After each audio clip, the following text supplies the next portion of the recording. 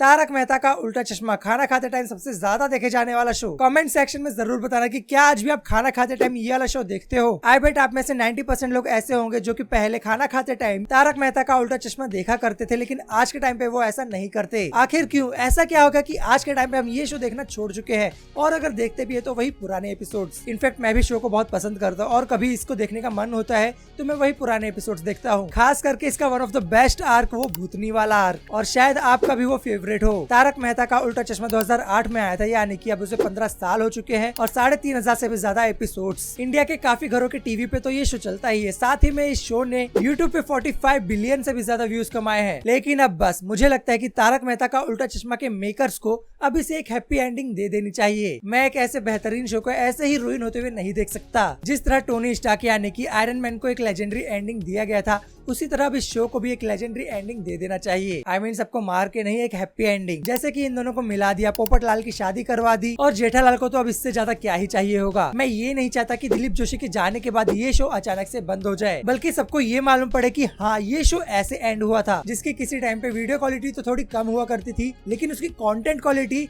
1080p से भी ऊपर की थी। जिस तरह इस शो के एक्टर्स गायब हो रहे हैं, उसी तरह ये शो ना गायब हो जाए। इस शो को इतने सारे लोग छोड़कर जा चुके हैं कि आज के टाइम पे कोई छोड़कर जाता है तो किसी को घंटा दुख नहीं होता। ये शो टीवी पे उस समय पे आया था जिस टाइम पे सास बहू के सीरियल्स का टीवी पे कब्जा हुआ करता था, और उस टाइम पे इस शो ने आके सबके दिलों में जगह बना ली थी। ये शो एक ऐसा शो था जो कि सबके लिए बना था, चाहे वो बच्चे हो, जवान हो या फिर बुजुर्ग हो, और साथ ही हर एक स्टेट के लिए भी, जहाँ पे हर एक फैमिली अलग अलग स्टेट के लोगों को रिप्रेजेंट करती है। ये एक ऐसा शो था जिससे हर कोई रिलेट कर लेता था। बच्चों के लिए टप्पू सेना थी, फैमिली मैन के लिए पुरुष मंडल, महिलाओं के लिए महिला मंडल, और बुजुर्गों के लिए चंपक चाचा को ही ले आया गया था। आज भी याद है जब से दया बहन ने इस शो में दिखना बंद किया है, तब से हम उन्हें इस शो में कितना मिस करते थे। और उसके बाद अब ये किस्सा चल ही रहा है। उनसे पहले तो छोटे टप्पू और सोनू ने इस शो को छोड़ दिया था, लेकिन धीरे धीरे करके ऑलमोस्ट अब आधी सोसाइटी ने इस शो को छोड़ दिया है। चाहे हम बात करें अंजलि की, तारक मेहता की, जिस एक्टर या कैरेक्टर के साथ इस शो की शुरुआत हुई थी और हर एक एपिसोड के अंत में यही दिखते थे। हालांकि इनमें से कुछ एक्टर्स अब इस दुनिया में ही नहीं रहे, जिनकी कमी तो शो में महसूस होती ही है। लेकिन फिर नए टप्पू ने भी शो को छोड़ दिया, जो कि ऑलमोस्ट टप्पू के रोल में एडजस्ट हो ही गया था। फिर हमारे पहलवान रोशन सिंह सोढ़ी ने भी इस शो को छोड़ दिया, और अब मिसेस रोशन सिंह सोढ़ी ने छोड़ दिया है। देखा जाए तो ऑलमोस्ट पूरा शो जेठालाल के कंधों पे ही चल रहा है।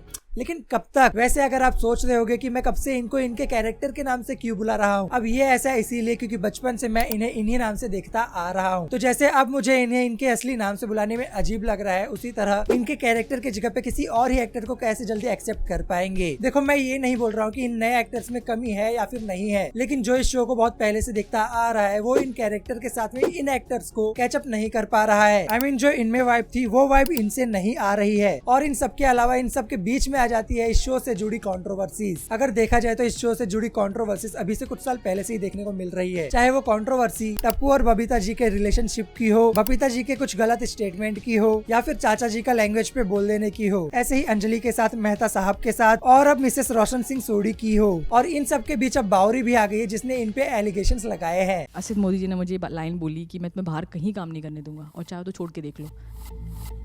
एक बात मैं बहुत बोलती, छोड़ते वो किसी को भी नहीं है, ट्राई वो सब पे मारते हैं। सो बहुत जेन्युइन बंदे नहीं हैं वो, उनका तो अब सामने चीज़ें आ रही हैं उनकी, या आप जो आर्टिस्ट अभी काम कर रहे हैं वो अभी नहीं बोलेंगे।